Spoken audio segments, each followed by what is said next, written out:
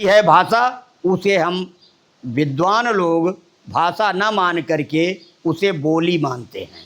बोली तो बोली हर 25 किलोमीटर पर लगभग बदल जाती है, उसके शब्द भी बदल जाते हैं, उसकी टोन भी बदल जाती है, ऐसा होता है। तो ग्रामत्व दोष उसे कहते हैं जिन शब्दों का प्रयोग हमारे साहित्यिक भाषा में नहीं किया जाता है, उसे ग्रामत्व दोष कहते हैं।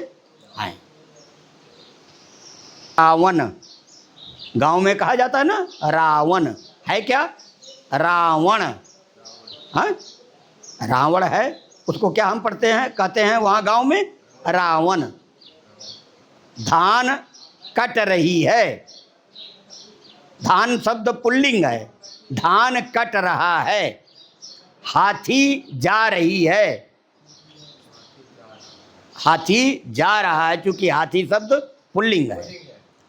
इसी तरीके से जो शब्द होते हैं उनका उच्चारण जब हम शुद्ध ढंग से करते रहेंगे अपनी बोलचाल की भाषा में, तभी हमारे वाणी में शुद्धता आएगी, निर्मलता आएगी और प्रभावी होगी।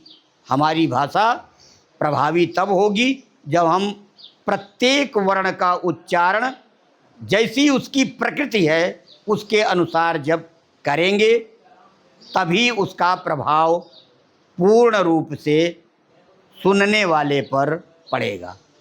जैसे बोलते हम भी हैं, बोलते आप भी हैं, तो बोल तो पशु पक्षी भी रहे हैं, नहीं बोल रहे हैं, बोल रहे हैं। आपकी जो भाषा हो वो संस्कृत निष्ठ होनी चाहिए। संस्कृत निष्ठ कैसे होती है भाषा?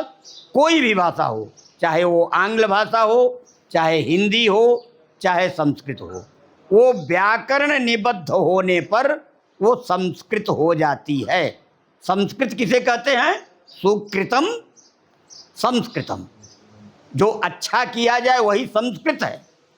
संस्कृत का जो शाब्दिक अर्थ होता है सुकृतम संस्कृतम, जो अच्छा किया जाए, अच्छा बोला जाए, वो संस्कृत हुआ। तो अब ये संस्कृत हुआ कैसे? उसका संस्कार हुआ। संस्कार कैसे हुआ?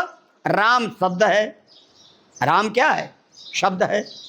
फिर राम को जब हम व्याकरण से निबद्ध करते हैं तो सु और जस आएगा, राम सु होगा, सु को फिर और सारे आदेश होंगे और अंत में वो विसर्ग हो जाएगा तो रामः बनेगा।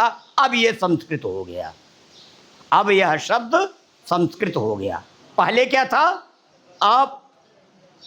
पहले क्या था? प्रातिपदिक था। क्या था? प्रातिपदिक था। मूल रूप जो है उसको प्रातिपदिक संज्ञा सूत्र करता है, वो संज्ञा प्रदान करता है तो प्रातिपदिक होता है। और जब सु और जस आदि सूत्र लग जाते हैं और वो सध जाता है यानी सिद्ध हो जाता है, तब वो बनता है राम। इस तरीके से वो अब संस्कृत हो गया।